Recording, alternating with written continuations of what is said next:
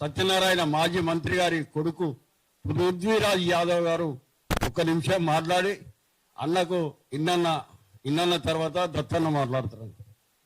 పాటతోట ఒక నిమిషంలో అయితే పాట కూడా కాదు మరి. చాలా ఉద్యమకారుల మీటింగ్ చాలా సందర్భాలలో వచ్చినా చూసినా కానీ నాకు ఇది చూస్తుంటే నాకు చాలా సంతోషంగా ఉంది. నిజమైన హీరోల మధ్యలో ఉన్నా అనిపిస్తుంది నాకు. అసలు హీరోస్ ముసలోళ్ళు కాదు మీరు. మీ దగ్గర చాలా పాఠాలు ఉన్నాయి. రాయసరైనా మాట్లాడుతుంటే అసలు అంటే వాళ్ళ అనుభవాలు మామూలు అనుభవాలు కాదు. మీరు ఇక్కడ వాళ్ళంతా అంటే మా బోటల్లో మీ అసంటోళ్ళ మాటలు విని చూసి నేర్చుకునే ఇప్పుడు మేము మళ్ళా తెలంగాణ గళాన్ని వినిపిస్తున్నాం.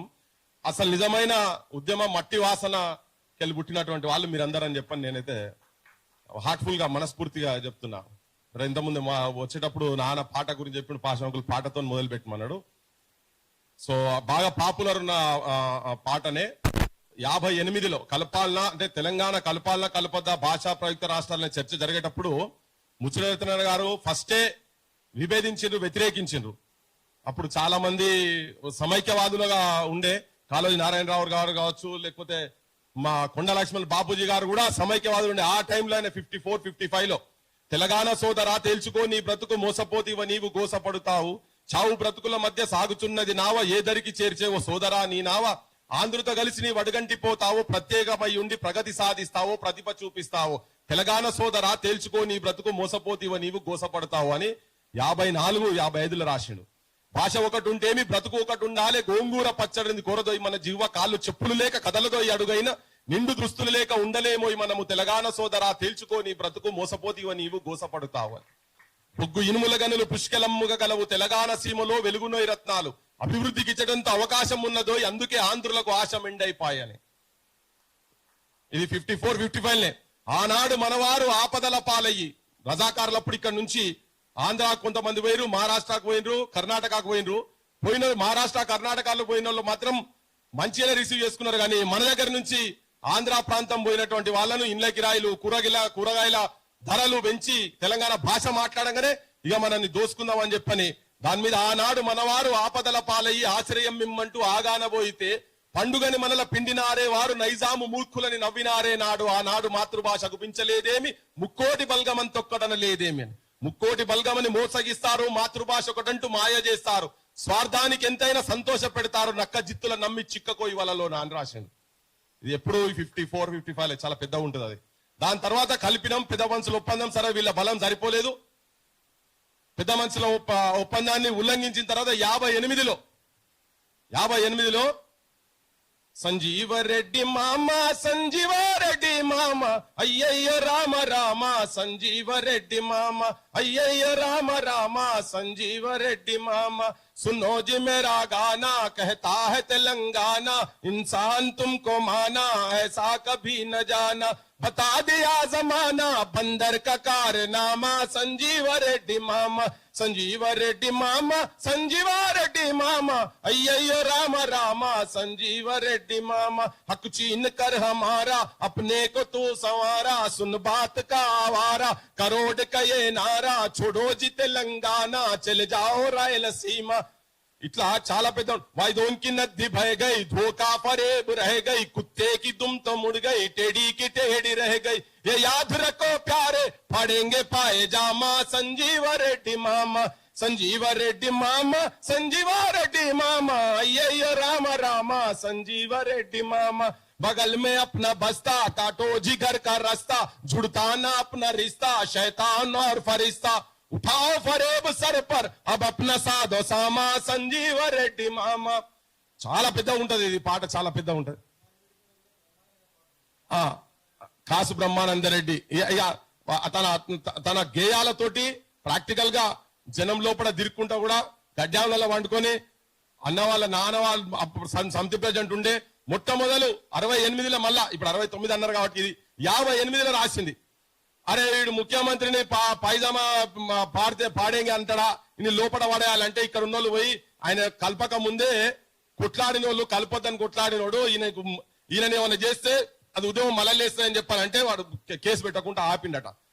68లో ఎవరు మన రవీంద్రనాథ్ అన్న ఇప్పుడు చెప్పిండు కదా, మన ఖమ్మం రవీంద్రనాథ్ నిరాహార దీక్షకు పురుషోత్తం రావు గారు నాన్న వాళ్ళు వీళ్ళందరూ కలిసి పోయినప్పుడు 12 ఏళ్లు గడిచినా గాని పుష్కరం ఒక్కటి పోయినా గాని వేరు బుద్ధివాడు మానరు బాబు పాడు బుద్ధి విడ నాదరు బాబు జాజిరి జాజిరి జాజిరి జాజా జాజిరి కిలకిల జాలపుతాడు ఎన్నడు కాలుతుందో ఆంధ్రుల కాడు అని వద్దు వడ్డంటే వచ్చిరి నాడు వచ్చిన వారు తెచ్చిరి కీడు అని. గోదావరి ప్రాజెక్టు గోవింద కొట్టింది, మానేరు ప్రాజెక్టు మాయమైపోయింది, ఏమేమో అన్నారు ఏమేమో చేసిర్రు, అన్నలు వచ్చి అన్ని సున్నలే చుట్టిండ్రు. రావోయి రావోయి మర్రి చెన్నారెడ్డి ఇకనైనా రావేమి వెర్రి చెన్నారెడ్డి, రావోయి రావోయి రామచంద్రారెడ్డి ఇకనైనా రావేమి మూగ చంద్రారెడ్డి అని. వీళ్ళు ఉద్యమంలో లేకుండా వీళ్ళని ఇన్వైట్ చేసేందుకు అప్పుడు సరిపోలే, వీళ్ళంతా సరిపోక వాళ్ళని ఇన్వైట్ చేస్తే సరే వాళ్ళ తర్వాత మళ్ళా పరిణామ క్రమంలో ఆయన అటు వెళ్ళిపోయిండు. ఆ మూమెంట్ ఎటువంటి మూమెంట్ అంటే చాలా పాటలు తన రాసిన చాలా ఉన్నాయి తెలంగాణ ఉద్యమంలో.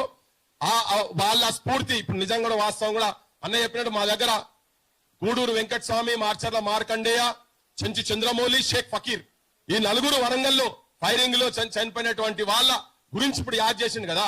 నా దృష్టిలో నిజంగా కూడా 69 ఉద్యమకారులకు ఏమైనా న్యాయం చేయాలన్నా, నిజంగా తెలంగాణ ఉద్యమకారులకు న్యాయం చేయాలన్నా ఇగో ఇటువంటి వాళ్ళు రాజేశ్వరన్న సొంత వాళ్ళు, ఇక్కడ రామదాస్ గారు ఉన్నారు, యాదగిరి అంకుల్ కావచ్చు, ఎక్కిరి సిద్ధులు ఇంకా ఉన్నాడు. వీళ్ళకు తెలుసు అసలు ఎవరు గోపాల్ కిషన్, డాక్టర్ గోపాల్ కిషన్ గారు కావచ్చు. ఇటువంటి వాళ్ళతో కమిటీలు వేస్తే వీళ్ళకేం స్వార్థం లేదు, తన నాకేం లేదు అన్నున్నా. కానీ ఎవరికైతే లేరో ఎవరు నష్టపోయిందో నిజంగా కూడా మొన్నటి మూమెంట్లు ఎంత నష్టపోయారో నాకు తెలియదు. కానీ నేను దాని మీద రీసెర్చ్ చేసిన 69లో నష్టపోయినటువంటి వాళ్ళు మాత్రం చాలా 69 ఉద్యమంలో నష్టపోయినటువంటి వాళ్ళు చాలా ఘోరమైన ఆర్థిక పరిస్థితులలో చాలా ఉన్నారు. చాలా చనిపోయిన కుటుంబాల దగ్గర నేను పోతే వాళ్ళు చెప్పుకుంటేందుకు వెనుకపోయింది. ఎందుకంటే ఏమొచ్చింది మాకు, ఆఖరికి మా ఇళ్లలో ఉన్న దీపాలు ఉట్టిగా వాళ్ళు చచ్చిపోయారు, దీపాలు పెట్టేందుకు కూడా నూనె కూడా లేకుండా ఈవెన్ సంవత్సరాలు గడిచిపోయిన తర్వాత కూడా మమ్మల్ని వాడుకున్నలే తప్ప మా గురించి ఆలోచించడం లేరు అని చెప్పి బాధపడడం తప్ప వాళ్ళ గురించి అటువంటి వాళ్ళ గురించి నాకు తెలిసి గత గవర్నమెంట్ ఏమి చేయలేదు. వాళ్ళ గురించి 69 ఉద్యమంలో ఉన్నటువంటి వాళ్ళకి ఏం చేయలేదు. ఇప్పుడు ఈ గవర్నమెంట్ చేస్తా అంటున్నది. ఒక్కరు కూడా నాకు తెలిసి ఆ కమిటీలో ఉన్నటువంటి ఒక్కరికి కూడా ఏదో ఒకటి గట్టిగా చేయాలని మాత్రం లేదు. దీన్ని తాత్సారం చేసి వీళ్ళందరినీ కమిటీలు పెట్టి ఉపన్యాసాలు ఇచ్చి మైకులు పెట్టి చేసేటువంటి తప్ప నిజంగా వీళ్ళకేం చేయాలని మాత్రం ఉన్నదని నేనైతే నాకు వ్యక్తిగతంగా నాకైతే అనిపిస్తుంది.